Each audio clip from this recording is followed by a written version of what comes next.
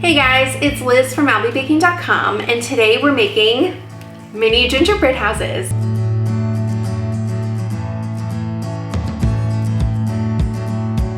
These are such a fun treat to make during the holidays, and the best part is they fit right on top of your mug, so they also double as little cute mug toppers. They're super easy to make, and I will walk you through everything you need to know. You don't need a special cookie cutter to make these. I'm giving you guys a free template that I've designed to make all of the pieces you need to construct your mini gingerbread house. Similarly to my hot chocolate bombs, which I love giving away as gifts, you can do the same with these mini gingerbread houses. They make the perfect little gift to give somebody to just make their holidays a little extra special. And if you guys love templates, I just want to quick add that I created a cookie decorating course that is completely based on templates. So I know you guys are making holiday cookies this year. Definitely check out Cookie Transformation. I've added a link in the description below. You will be amazed at how fast and easy these cookies are to put together. All you have to do is trace the template with royal icing, let them dry, and assemble the pieces. It all comes together like a puzzle or a Lego set. It's stupid easy cookie decorating. Seriously, forget about making mistakes and feeling frustrated trying to decorate really nice cookies for the holidays. Like, I know most of us give cookies away to friends and family. You want them to look perfect. So it's very stressful trying to get them to look good. Cookie Transformation takes all the guesswork out of that. Your cookies will look this perfect, guaranteed every single time. I know you're gonna love it, and your cookies this holiday season are gonna look amazing thanks to Cookie Transformation. Make sure you guys check it out today so that you can be sharing cookies that look like this for the holidays, even if you've never decorated cookies before. Okay. So to get started, you're gonna need a surface to roll on. I have my countertop here, but I'm just putting a piece of parchment down to save myself some cleanup. You're gonna need the templates for all of the gingerbread house pieces. So if you go to the link down in the description below, you can, grab these free printable templates I've created to create and assemble each of the gingerbread house pieces. So the great thing about my template is these pieces are already perfectly sized for the gingerbread house that you can also use as a mug topper. Yeah, they're perfect for mug toppers, and you can buy cookie cutters like made for this, but they'll run you like, I don't know, $8, $9, or $10, and you can get them on Amazon, which is great. But if you're in a pinch or you kind of want to do this project like right now, I have these templates ready for you, ready to go. So all you have to do is sign up for my email list and you can print them out for free. And then you're also going to need gingerbread cookie dough. So you can also grab this recipe on my website. This is such a great recipe. These cookies are perfect for gingerbread houses. They're sturdy, they're crisp, they're delicious. So I highly recommend you head over to my blog and grab the recipe. So I have my dough here, which I made ahead of time, and I allowed it to rest a little bit. So as you can see, it's nice and pliable now, nice and soft. So we're gonna use some of this, and we're not gonna roll all this out at once. I just want to roll out a small portion at a time. So I'm just gonna cut a bit off here. I'm gonna wrap this back up for later. And you're gonna need some flour for dusting to make sure that the dough doesn't stick to the rolling pin or the surface. And you're gonna need a rolling pin as well. I really recommend this wooden one. It's I don't know if you can see right here. It's already measured to 1/4 inch thickness, which makes rolling so easy. This rolling pin has honestly been a game changer for me. I'll put a link in the description too, so you can grab this. It's just a beautiful rolling pin to work with. I never went back to the old style rolling pins where it's just like one thickness. So, okay, let's get started. So what we're gonna do, we're gonna just grab some flour, dust our surface, press our dough out here. I like to press it out just to like get it started. Just makes it a little easier. Add a little more flour. Gonna flour our pin as well. And you can just start rolling this out gently.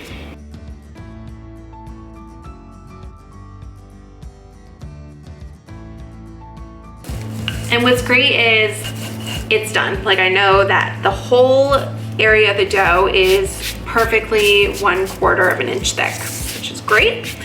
So next we're gonna cut out our pieces here. So we're gonna take one of the templates and we're just gonna cut them out by hand. I like to use a very sharp knife, which makes it really easy to cut them. Like that. There you go. Perfect. Perfectly measured little piece here. Just square out the sides. And that looks great. So don't forget, there's only 3 pieces to the template, but you need 2 of each in order to build 1 house. So try to keep that in mind as you're going along. I like to just do the 2 pieces at a time.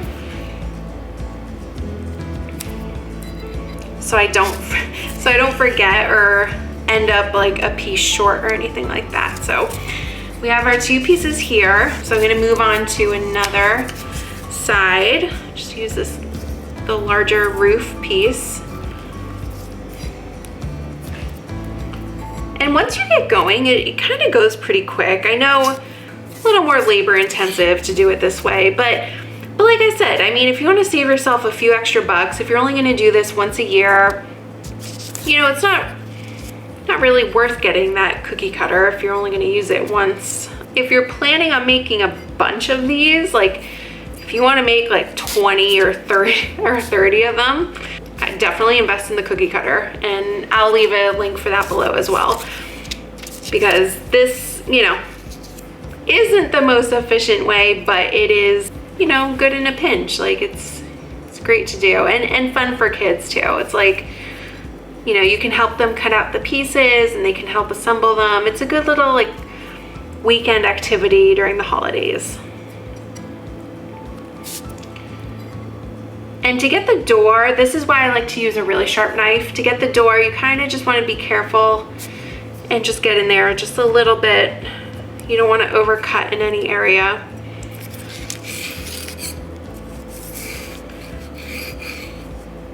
Kind of gently lift it out.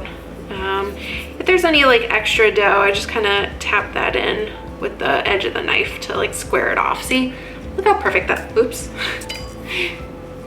Look how perfect that looks. That looks great. And the great thing about this recipe is these cookies don't spread. So what you see is what you get. They're gonna puff up a little bit. They're not gonna spread out, so they'll keep their shape perfectly.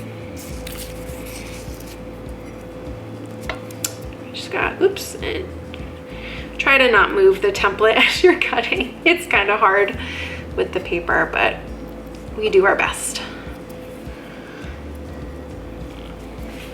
You kind of just go like edge by edge, you know, helps keep it square. Perfect. Awesome, look at that. Just lift this guy out of here. Wonderful. Okay, so we got this. This is how many pieces it takes to build just 1 gingerbread house. You need 2 of each. I'm gonna continue cutting and rolling and get some more pieces here. So I'll meet you back in a few minutes. So now we've got all of our gingerbread house pieces cut out, put on a baking tray lined with parchment paper. And we're gonna bake these off until they're like a light medium brown. That will ensure that the cookie is very crisp. You don't want these to be too soft, otherwise they won't hold up when you go to construct them. So bake these for a bit longer. They can handle it. So I'm gonna bake these off and allow them to cool for a little bit, and then we'll be ready to build our gingerbread houses. All right, so we have our finished cookie pieces here. I'm gonna show you how to assemble them. And we're gonna need some white royal icing. Royal icing is very easy to make. I have a fantastic recipe for it on my blog. It's the only recipe I ever use. And I'll put the link in the description along with the recipe for the gingerbread. This is very, very easy to make, and you wanna make sure that you make this to a thicker consistency. Let me grab the bowl and show you. So for assembling the pieces, you want the royal icing to be on the thicker side.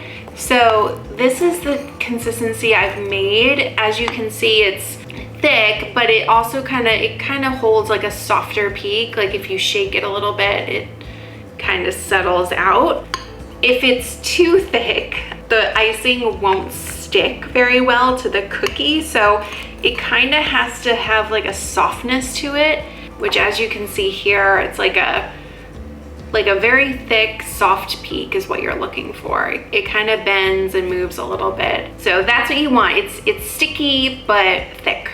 We're gonna start with the front house piece. So on your cookie, you're gonna create 2 lines of icing, and you want this to be kind of thick. So don't be afraid to pipe out like a little extra here. You don't wanna be stingy with the icing when you're building your gingerbread house. You want the pieces to stick very well. So next we're gonna take the smaller size piece, and we want the length of the house to go this way. Don't do it up and down like this way. You want it to go length across. So here's what we're gonna do. Just gently stick that to here, and we're gonna stand it upright at this point, like that. Then we're gonna grab another side piece and do the same on the other side. Just gently stick it. It doesn't need a lot of pressure. You just want it to touch all the points so that it stays. Great. Then we're gonna grab another front back house piece, the piece with the door essentially. And I like to, at this point, do the sides here, like this. Go up with the icing on each side. And then we're gonna stick this one right like that. Perfect. So as you can see, all our sides are stuck on. Everything's looking nice and squared, which is great. But as you can see, like any bit of movement is gonna move that icing. You really want that to set nice and dry, so try not to touch it too much. The next pieces we're gonna add are the roof pieces. So I like to put these on by applying the icing directly to the sides of the house. So we're just gonna do that here. Just do both sides. You're gonna do both ends. That.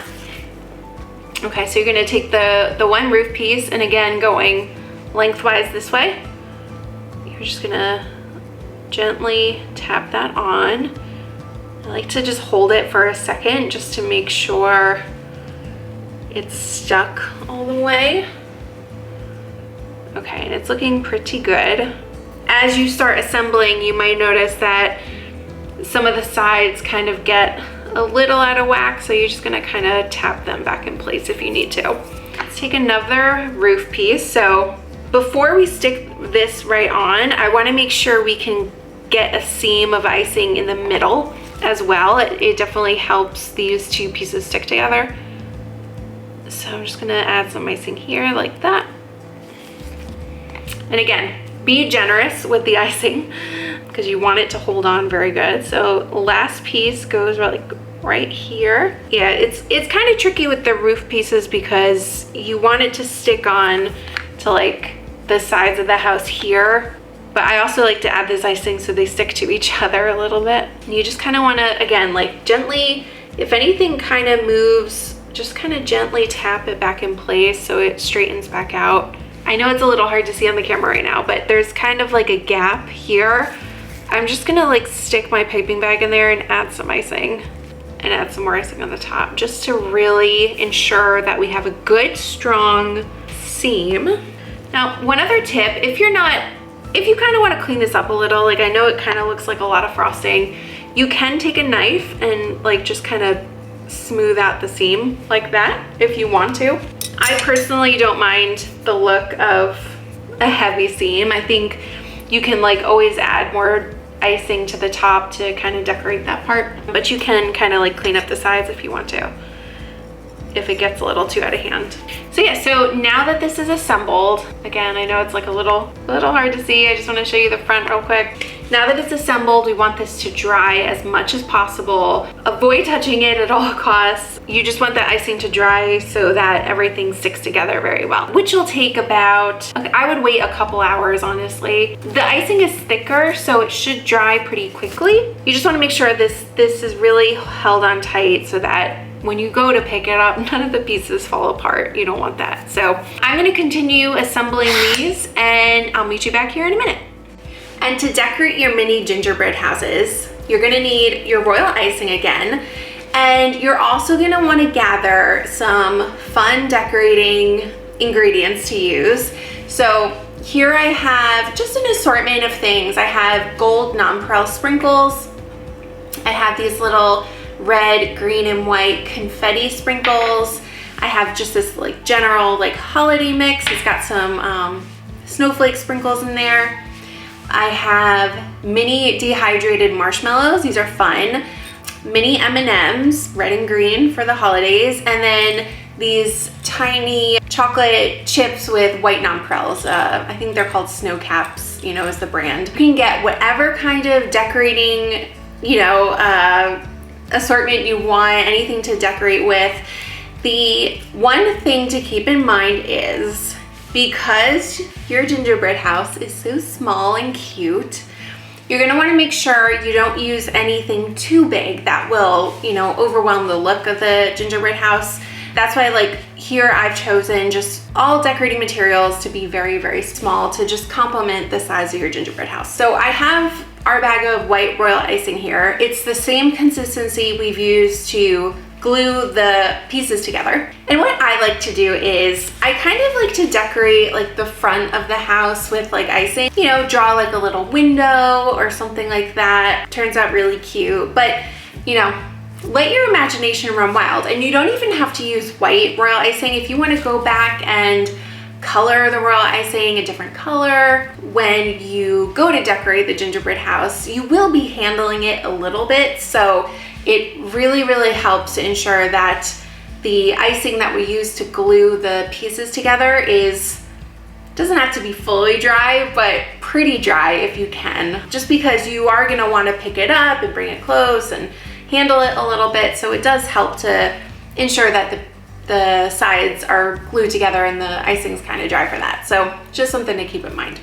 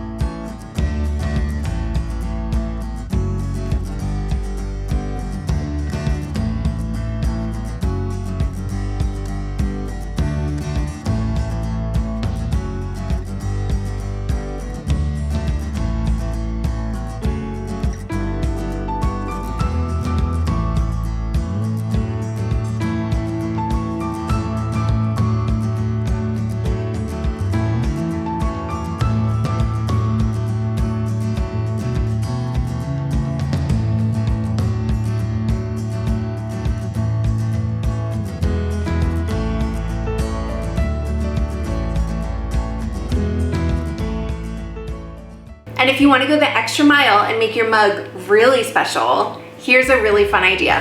I have a plate of melted chocolate here. These are just chocolate chips I melted in the microwave. And you're just gonna dip the edge of the mug. Kind of want to get it up the sides a little bit. It's a little hard because I also don't want to get the chocolate on the handle. You can kind of help it along. So after you kind of take off the excess here. Okay, so your mug's coated. Here I have a plate of mini dehydrated marshmallows. These are really, really fun. These are like what you find in the hot cocoa packets. You can buy them in bulk on at candy stores or on Amazon even. So I'm gonna dunk my mug into the marshmallows. You can also dip it into, you know, sprinkles, candies. I really like to drive home that like all the cocoa ingredients. So I really like extra marshmallows. It's fun. Look at that. That looks great. And now we're gonna take our mini gingerbread house and put it, just make a little room here. Put it right on the side, like that. How great does that look? And the very last step, after you've filled your mug with hot chocolate or coffee, latte, whatever you want to do, I like to just add an extra special holiday touch with a candy cane on the side.